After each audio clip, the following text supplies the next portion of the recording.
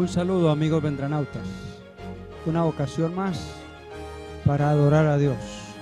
Gracias por estar con nosotros siguiendo nuestra programación sábado a sábado. Esta vez estudiaremos otra lección de lo que es el tema sobre el liderazgo de los hombres, el liderazgo de Pedro. El tema de todo el trimestre es apacienta mis ovejas. ¿Quién pensara que un hombre como la persona de Pedro, Dios le encomendara una tarea? Apacentar ovejas, apacentar corderos. Pasado el tiempo, él se convirtió en el ser que la iglesia primitiva, la iglesia cristiana naciente, él fue el líder que escribió a muchos hombres y mujeres que de alguna manera tuvieron que huir de la cercanía de Jerusalén. Lo presentó como pueblo escogido, como gente que tenía una misión.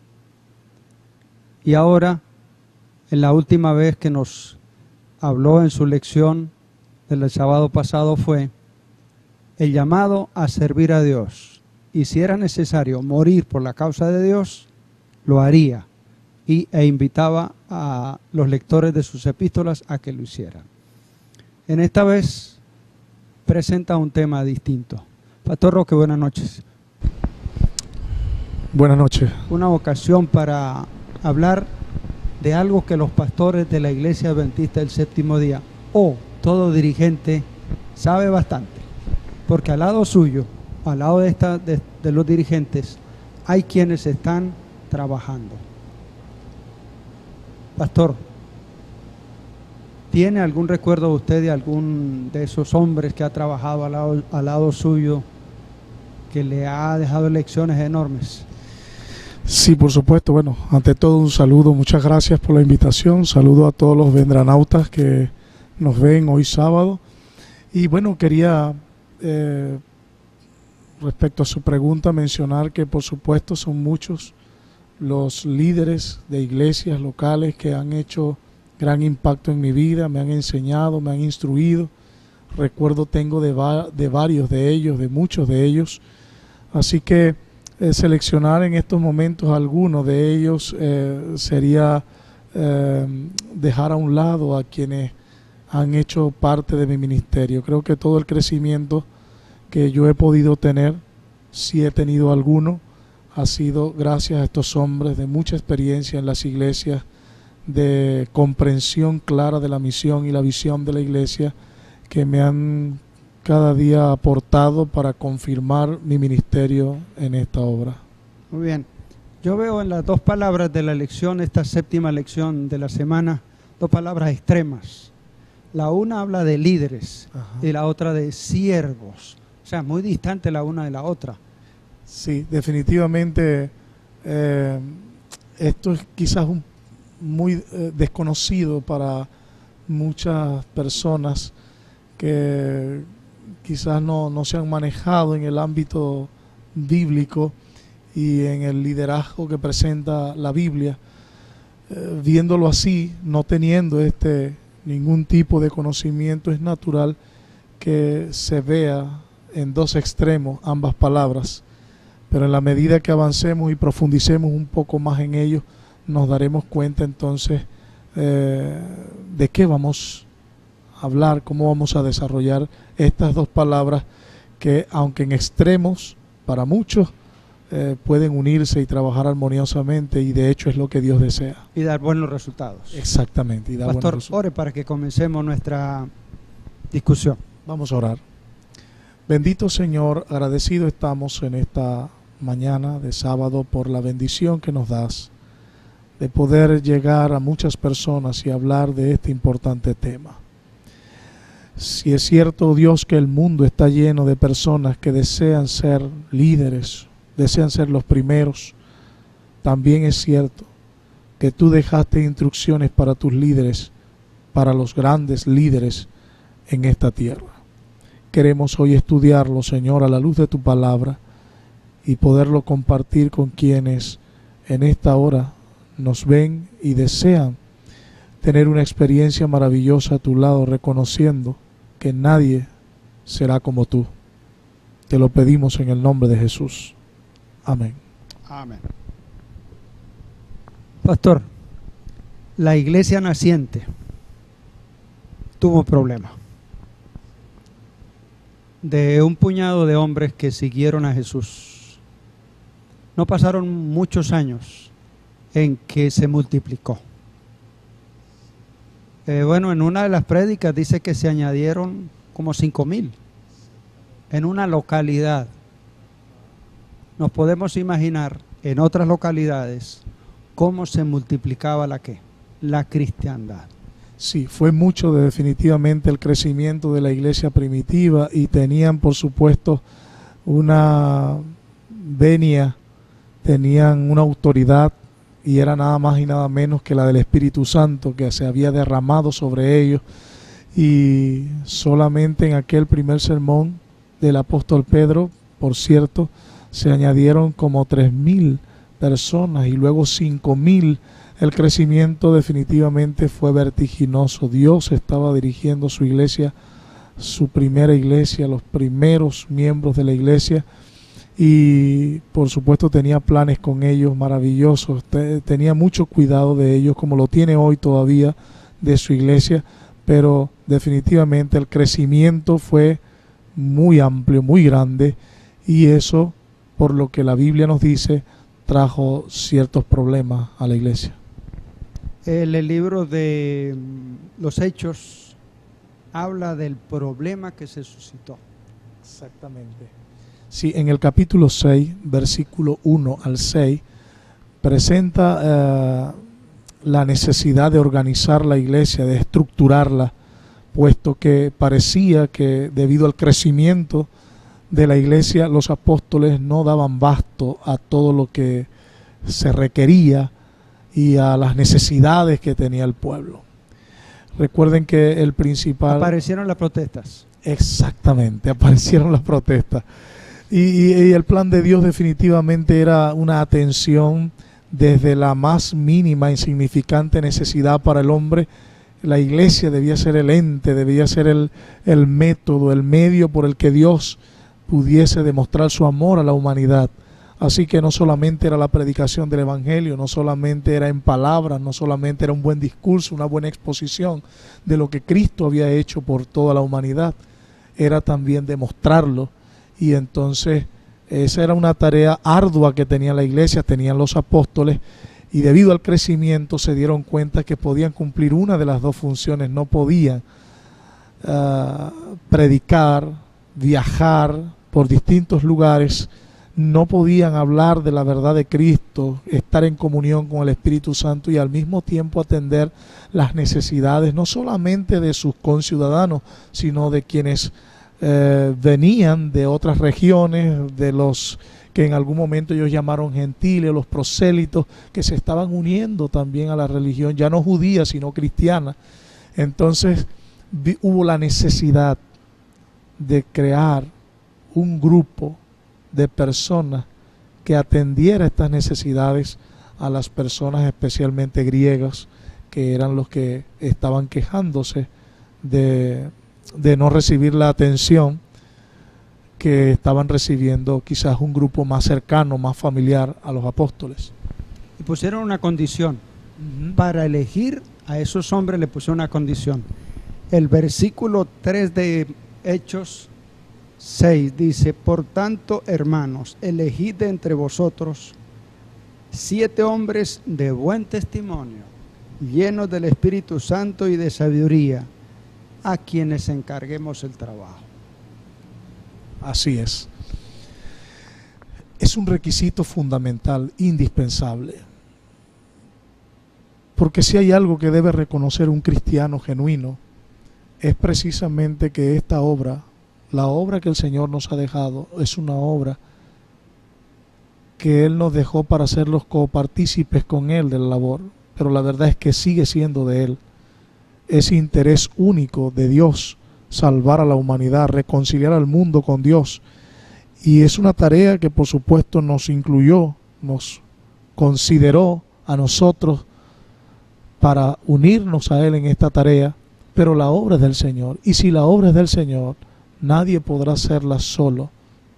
tendrá definitivamente que contar con la ayuda, el apoyo del Espíritu Santo, que es quien convence de pecado, de justicia y de juicio, que es, dijo el mismo Jesús, el que nos conducirá a toda la verdad, y que es también el otro consolador. Y dice, sigue diciendo, y nosotros persistiremos en la oración, en el ministerio de la palabra. La propuesta agradó a la multitud. Definitivamente, la estructura, la necesidad de organizarse, de ubicar a cada quien en lo que podía ser, buscar servidores, buscar ministradores en la palabra, buscar pastores, buscar... De eso habló mucho el apóstol Pablo acerca de los dones y la acción de cada uno de los miembros de la iglesia en sus distintos lugares, pero siempre en la unidad de Cristo y en pro y en el anhelo que hubo también en Cristo Jesús de salvar a la humanidad, de buscar de hacer que ellos se acercaran a Jesús, se acercaran a Dios, aceptaran a Cristo como su Salvador personal. Cada uno en su rol, cada uno según la habilidad, el talento que haya recibido, pero definitivamente era necesario hacer esa estructura, la organización de la iglesia. Pastor, ya que nuestros vendanautas, algunos son miembros de la iglesia y otros no lo son, no conocen quizá cómo es la iglesia adventista en su estructura hoy. Sí. Nos gustaría que usted le mencione a ellos. ¿Por qué? Porque ellos dicen, ajá, vemos una iglesia, un culto, vemos unos feligreses, pero no sabemos cómo manejan ellos las cosas, sus pastores, la congregación los elige. ¿Cómo es el asunto ese de la iglesia? A principios de este siglo, principios del 2000, National Geographic hizo un interesante documento respecto a las estructuras organizativas del mundo y colocó a la Iglesia Adventista en segundo lugar como una organización perfecta después de la CIA, que consideró el estudio, era la primera organización, la primera estructura ubicada. Pero la Iglesia Adventista quedó en el segundo lugar según el estudio del National Geographic. Y es que definitivamente cuando conocemos un poco más, cuando dejamos a un lado los prejuicios respecto a las religiones, a las denominaciones cristianas, y nos ubicamos, nos concentramos en conocer por cultura general, por conocimiento, por traspasar las fronteras de nuestra ignorancia y estudiamos un poco más a fondo la estructura organizativa de la iglesia, nos damos cuenta que definitivamente es un organigrama precioso, es un organigrama perfecto, nada se escapó. La Iglesia Adventista del Séptimo Día cuenta con una conferencia general, o la Iglesia Adventista Mundial, tiene su presidente, dicho sea de paso, su gobierno es representativo. Eso es. No es como especie de una democracia, pero representada. Quiero decirles la estructura de las iglesias locales, que es el fundamento y la base de toda la estructura organizativa. Las iglesias locales eligen un representante, que ésta va a un congreso cuadrinal que elige a los líderes o administración de una asociación o misión que abarca un estado, 2, 3 estados de una nación, y estos a su vez tienen un representante que va a elegir los administrativos de una unión, que por lo general son los administradores. La unión es la administración de una nación, puede que hayan 2 en una misma nación y se ubican en regiones, y estos de la unión tienen una representación también, envían un representante a la división interamericana, que viene siendo como el intermediario entre la conferencia mundial y las uniones de países, que van a un quinquenio, a una conferencia cada 5 años, y allí se elige en plenaria mundial al presidente y los administrativos de la iglesia a nivel mundial. ¿Por cuánto tiempo, pastor? Por 5 años, Por exactamente. 5 años sucede en el caso de la Conferencia Mundial, sucede en el caso de la División Interamericana, en el caso de la Unión y en el caso de las asociaciones, sí son 4 años. No se elige por 5, sino que se elige por 4 años. Todos ellos, por supuesto, son elegidos y los administradores lo entienden. Son elegidos para representar así los más grandes servidores de la iglesia. Se convierten en administradores para coordinar las actividades de las iglesias, coordinar todas las directrices, todos los eventos, la programación de la iglesia, toda esa planificación estratégica de la iglesia está coordinada por estos administradores que por supuesto no están perpetuados, no tienen ellos la única palabra, como no la hay tampoco en la iglesia solamente la del pastor. El pastor es el presidente de una junta directiva que es la que finalmente toma las decisiones y los votos que tienen que ver con la administración de una iglesia local. Y está la junta administrativa, que nosotros consideramos que es la máxima autoridad laica, cuando está toda la iglesia reunida, y es donde se toman las más importantes decisiones que tienen que ver con toda la iglesia local. También las asociaciones tienen una junta directiva conformada con el 60% de laicos más que pastores, aunque son parte también algunos pastores de esa junta. Siempre son los laicos, miembros de iglesia, los que son mayoría tanto en la junta de asociación como en la junta de unión, así también en la junta de la división, y sucede lo mismo en la Conferencia Mundial. Los delegados al Congreso Mundial de los Adventistas del Séptimo Día, en su gran mayoría son miembros laicos de la iglesia. Esa es la manera como la iglesia adventista concibe el liderazgo. El liderazgo, exactamente. Y es como está organizada para prestarle un servicio a todos los niveles. Es correcto. Muy bien, pastor. Ya conociendo un tanto esta estructura, el feligrés, nosotros, los que cotidianamente participamos de la vida de la iglesia, tenemos la posibilidad de formar parte de estos cuerpos deliberantes. Por supuesto, definitivamente es una maravillosa experiencia. Así lo creemos los adventistas. Es una maravillosa experiencia formar parte de este conglomerado de personas que se organizan, que tienen una estructura maravillosa a nivel mundial. En más de 200 países en el mundo hay adventistas que entienden, que comprenden que quienes le liderizan fueron elegidos por ellos y que entienden que cuando la junta de una iglesia local, de una asociación, de una unión se reúne, oran, y es Dios quien los dirige en la toma de decisiones, y muchos de los miembros de la iglesia son escogidos para ser delegados, para ser administradores o departamentales de algún área de la iglesia, y entienden que fue Dios quien los llamó para cumplir esa tarea. Trabajan para ello, dedicados como si fuese Dios mismo el que les hubiese dicho: ven y haz esto, porque comprendemos que, en fin, o al final de todo, cuando ya llegamos allá al pastor Ted Wilson, presidente de nuestra iglesia mundial actualmente, entendemos que el control final lo tiene Cristo Jesús, porque Él dijo: sobre esta roca edificaré mi iglesia. No la entregó, nos permitió ser parte de ella, nos permitió ser parte y participar en la estructura organizativa y administrativa, mas no somos los dueños de ella. Cristo sigue siendo el dueño, por lo tanto el control siempre lo tendrá Él.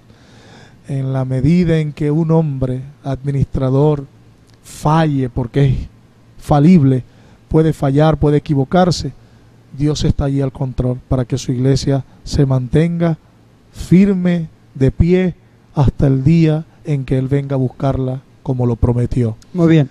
Estamos terminando el primer segmento de esta ocasión.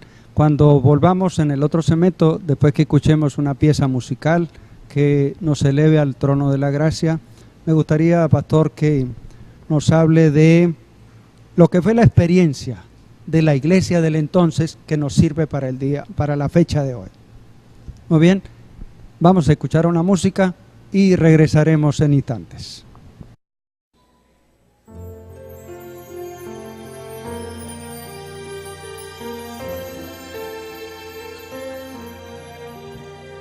Yo debo ser puro, pues hay quien cree en mí. Yo debo ser justo, fiel hasta el fin. Son tantas pisadas tratando de encontrar por mis propios pasos camino hacia el hogar. Yo debo ser fuerte, hay mucho que enfrentar, buscar de rodillas poder para andar. Son tantos pesares y luchas que afrontar, que nada en el mundo desvíe mi mirar. Mis manos, mi ser son tuyos, de nadie más. Mis pies donde quieras, allí estarán. Y que alrededor conozcan al Dios a quien sirvo,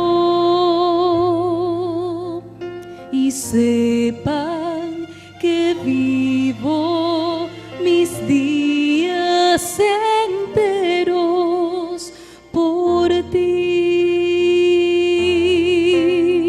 Mis sueños yo te entregué, mis bienes futuro, y ser lo que pidas, tener lo que digas y hacer lo que quieras, pues eres mi Dios. Mis manos, mi ser son tuyos, de nadie más. Mis pies donde quieras, allí estarán.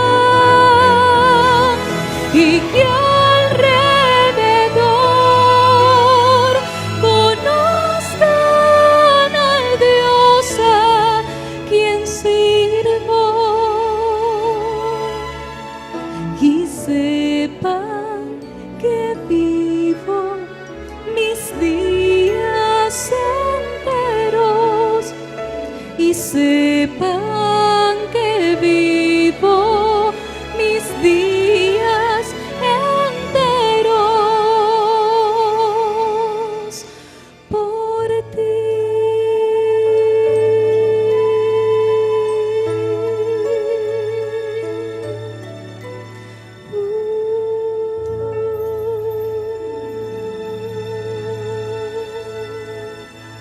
Amén.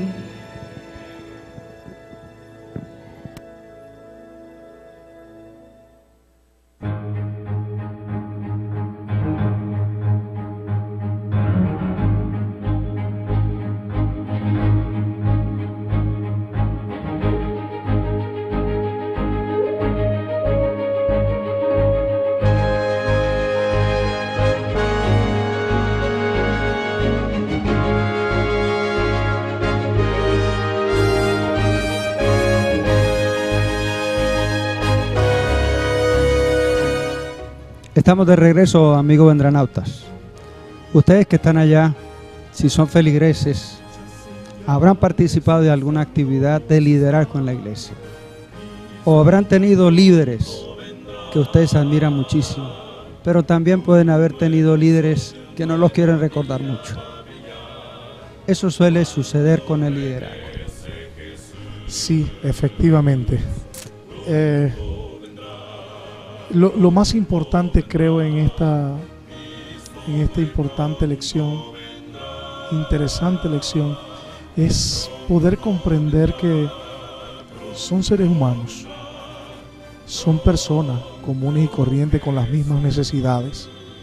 Naturalmente, cuando nos toca hablar con los líderes de la iglesia, no tenemos nuestras conversaciones, nuestros llamados hacia los líderes de la iglesia, es que, por supuesto, mientras mayor el grado de responsabilidad, mayor el grado del cargo, es mayor la responsabilidad que se tiene. Así que tenemos un gran compromiso, somos carta abierta, leída al mundo, tenemos que buscar la perfección que Cristo dijo que un día tendremos.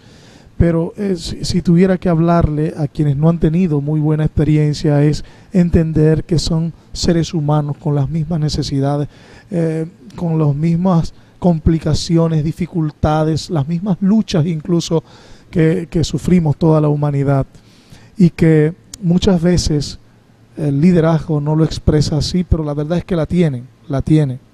Y cuando digo que muchas veces no lo expresan es porque los líderes de la iglesia a veces somos prestos para hacer nuestro trabajo con autoridad y despotismo,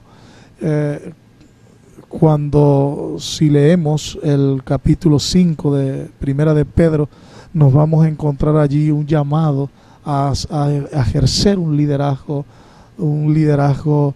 voluntario, un liderazgo con amor, un liderazgo con deseo de servicio. Es lo que el Señor realmente nos pide a través del apóstol Pedro.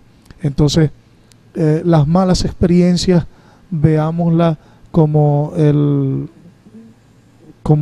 deseo que tiene el archienemigo de Dios de destruir esta estructura, de destruir el liderazgo de la iglesia, de quitar la mirada de los hombres de Dios y ponerlas en otros hombres. Ese es el plan del enemigo, y nosotros tenemos que hacernos no de la vista gorda, pero sí ver más allá de las debilidades, de las deficiencias humanas, de las limitaciones humanas, y entender que por imperfecto que sea el hombre, por imperfecto que se pueda ver la iglesia, Dios está al control. Dios usará a ese hombre si se pone en las manos de Dios, y hará un trabajo especial y maravilloso. Quizás no en el momento en que estás viviendo la amargura, pero sí en algún momento de tu vida vivirás una experiencia maravillosa y te darás cuenta que quizás lo que pasó aquella vez fue solamente una eventualidad, una situación, una caída, pero se levantó y siguió adelante en el nombre del Señor Jesús. Tengo 4 características o 4 elementos que pueden identificar a un líder, en este caso de la iglesia, a un anciano. Capacidad para enseñar.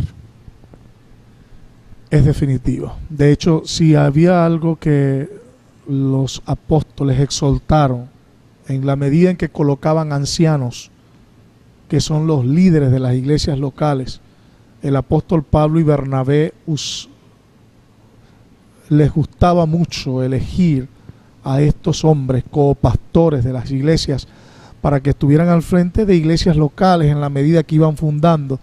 Si había algo que el apóstol Pablo, Pedro y todos los apóstoles exhortaban y llamaban la atención del liderazgo local de las iglesias, era que fueran idóneos para enseñar, que tuvieran la capacidad didáctica, la metodología para enseñar a la feligresía, porque definitivamente es uno de los propósitos del liderazgo local de nuestras iglesias, es que el líder, el anciano, tenga la capacidad de instruir al nuevo creyente, de enseñarle con autoridad, porque conoce bien lo que cree y lo que predica.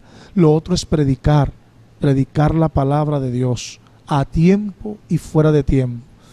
Y una tercera cosa es atender el buen funcionamiento de su iglesia. Parece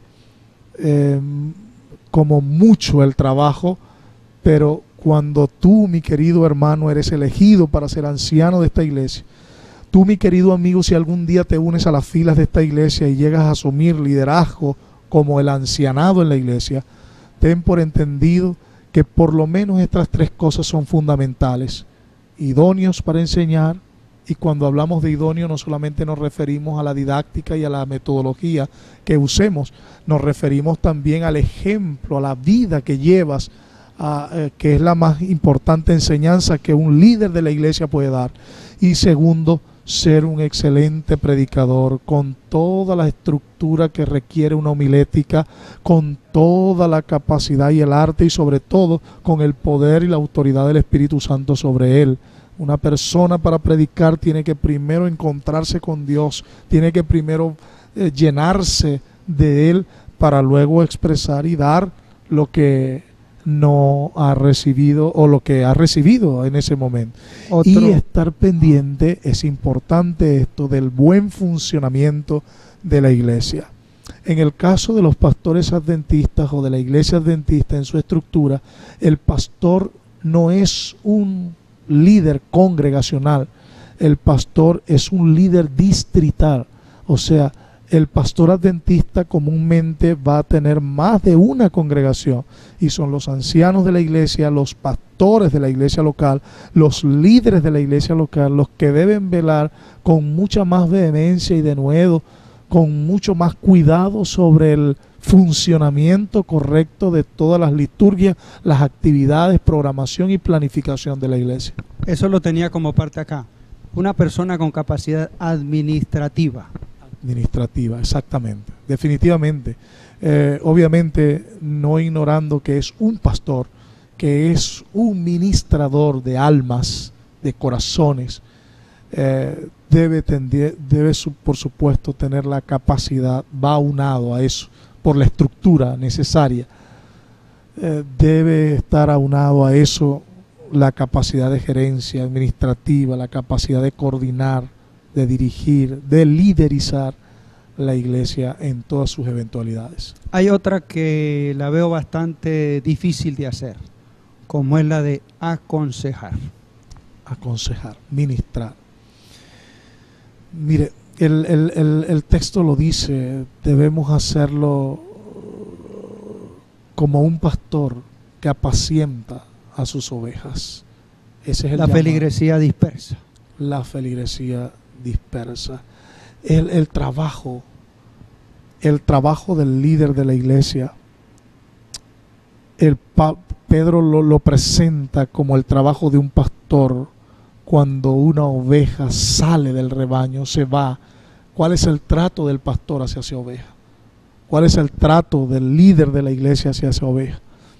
Si el trato es a criticarlo, si el trato es a aplicar la disciplina como nuestro manual administrativo lo presenta, sin antes tocar el punto del pastor, de ministrar, de buscar la manera de atraerla otra vez al rebaño y hacerla parte y crear otra vez ese ambiente armonioso, silencioso y de quietud, de paz que puede vivir un pastor al saber que todas sus ovejas están en el rebaño, están tranquilas, están siendo nutridas, tienen experiencias con él maravillosas en unidad, se dan calor unas a otras.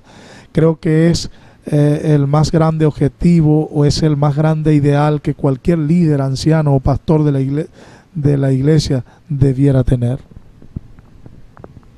El liderazgo local implica sacrificio. Y algunas personas tienen una capacidad enorme de sacrificio. Son esos hombres, esas mujeres que están las 24 horas dispuestos a ir a donde sea y como sea. Cuando leía eso en nuestro estudio,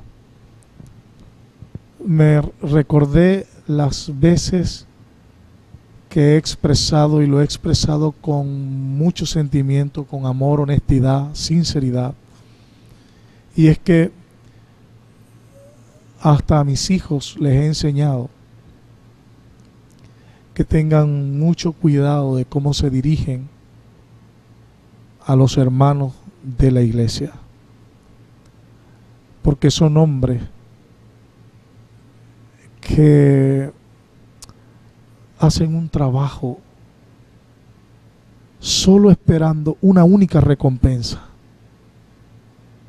la que ha ofrecido Cristo a todo aquel que le es fiel. Esa es la recompensa. Vemos hombres que a pesar de sus ocupaciones tienen sus trabajos, sus familias que atender. Cuando viene la junta de nombramiento y son elegidos, se llenan de gozo al ser elegidos y entiende que están siendo llamados para cumplir una labor extra, añadida a todas sus labores diarias, a todos sus compromisos laborales, familiares, y lo hacen con tanto amor, lo hacen con tanta entrega, lo hacen sin esperar nada a cambio. Alguien puede decir, pensar que un pastor adventista puede llegar a convertirse en un mercenario, porque bueno, él trabaja y recibe un sueldo, y algunos pastores pudiéramos en algún momento pensar hacer algún trabajo, ministrar a alguna persona, ir a atender alguna necesidad de las familias de la iglesia y pensar, este es mi trabajo, tengo que hacerlo, por eso me paga. Pero el anciano de la iglesia, el líder de la iglesia local, cuando sale a hacer un trabajo como este, cuando viene a la iglesia y participa durante todo un día en una actividad, en reuniones de capacitación, cuando va y atiende las necesidades de las familias de la iglesia, cuando visita a los hermanos de la iglesia, los ministra, ora con ellos, a algunos incluso hasta suplen sus necesidades, sabiendo que nadie les va a cancelar eso, por lo menos humanamente hablando. Definitivamente vemos a un hombre, y nadie debe poner en duda esto, que lo que hace, lo hace porque definitivamente ama a Dios y quiere ser copartícipe de los sacrificios de Cristo para también ser copartícipe con Él de su gloria en las mansiones celestiales. Qué bueno. Ese es el hombre, ese es el ser humano que la congregación, la feligresía lo ve como apto ¿para qué? Para ser elegido. Y recibe el voto de confianza por parte de su congregación, su comunidad. Pastor, ¿qué otras cosas nos enseña la lección o nos enseñó durante esta semana? Esta semana nosotros también hablamos o estudiamos un poco acerca de la humildad, revestidos de humildad, y hace ahí un interesante estudio acerca de lo que representaba para el apóstol Pedro en su tiempo, en su sociedad, en su cultura, el ser humilde, el llamado a ser humilde. Quizás no era bien visto porque humildad era la clase baja, era ineptitud en algunas ocasiones, esclavitud. ¿Y quién podía llamar humilde en tiempos de Pedro a quien había sido libre en la persona de Jesús, o quien había pagado su libertad, si en este caso fuese esclavo? Pero en la Biblia, cuando nosotros estudiamos acerca de la humildad, está refiriéndose más a la grandeza celestial. El Señor Jesucristo en el capítulo 20 de San Mateo expresó estas palabras cuando unas madres llegaron a decir, pon este a tu derecha y el otro a tu izquierda, a sus hijos. El Señor no reprendió esto, no dijo esto está mal, eso no. Debemos tener mucho cuidado cuando nos encontremos personas que están buscando autoridad y poder para la exaltación propia, cómo nos dirigimos a ellos. El Señor enseñó a esta madre que lo único que hacía era amar a sus hijos y deseaba que ocuparan puestos, pero por amor a ellos, en el servicio al Señor. Pero es importante lo que dijo el Señor Jesús. El Señor Jesús dijo que el que quiera ser grande, tener autoridad, poder, en el reino, en su reino, que es un reino distinto al de aquí, en su reino, debía ser un siervo. Debía ser un siervo. Y de hecho, la más importante y grande lección que Jesús pudo haber otorgado a sus discípulos antes de su partida de esta tierra fue precisamente la que dio en la última cena, en el rito de humildad, cuando Él mismo, siendo el Señor de señores, el Rey de reyes, siendo uno igual con Dios, se hizo siervo, lavando los pies de todos sus discípulos, enseñándoles entonces con este acto de humildad, de servicio, porque en la iglesia adventista, en toda su estructura, el más grande servidor es el pastor Ted Wilson. Él es el siervo de todos los miembros de la iglesia, porque él fue elegido para ser el más grande siervo de la iglesia, el más humilde de todos. Y el Señor entonces, después de darle esa lección en hechos, en acción, les dijo: vosotros me has llamado Señor, y bien decís porque lo soy. Pues si yo, siendo el Señor y Maestro, he lavado vuestros pies, cuánto más debieran hacerlo ustedes los unos a los otros. Ejemplo os he dado, para que como yo he hecho, vosotros también hagáis. Si hay algún vendranauta, líder de la iglesia que nos está viendo, hay principios fundamentales que debemos aprender al liderizar nuestra iglesia. Número 1, sé humilde. Dios te ha llamado para ser un siervo de esta iglesia. Cuando te nombran líder de una iglesia, te han nombrado porque creen que eres un siervo de Dios, un servidor, una persona que entiende que Jesús vino a servir y no a ser servido. Y otro interesante, importante punto en este caso, la autoridad, el poder que te da esta iglesia como líder, te lo da no para que trates a los hermanos con despotismo, te lo da para que con tu ejemplo la gente pueda seguirte, con tu vida, con evangelismo, la gente pueda seguirte, los hermanos puedan ir detrás de ti, porque los llevarás a Jesús, nuestro gran líder. Pastor, ahora sí como que el título funciona mejor, donde dice líderes siervos, el hecho de Jesús, un hombre que le seguía a la gente, no escatimaban nada por seguirlo, pero en la ocasión en la que se necesitó demostrar humildad, Jesús no tuvo problemas en hacerlo. Y ahí es quizá el ejemplo que uno tiene que tener para eso. Definitivamente ese es, líderes siervos.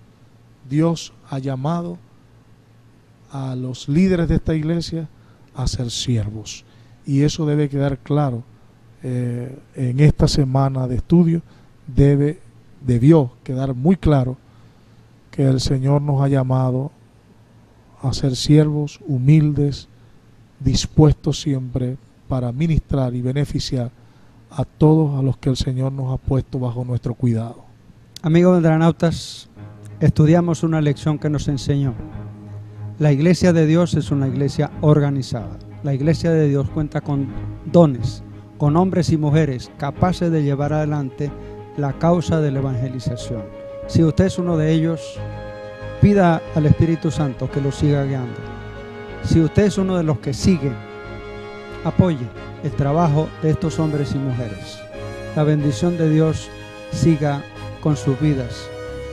Y en una próxima ocasión seguiremos estudiando los temas que nos inspiran a ser hombres y mujeres de servicio en la causa. Mis amigos, el que ha de venir, vendrá y no tardará.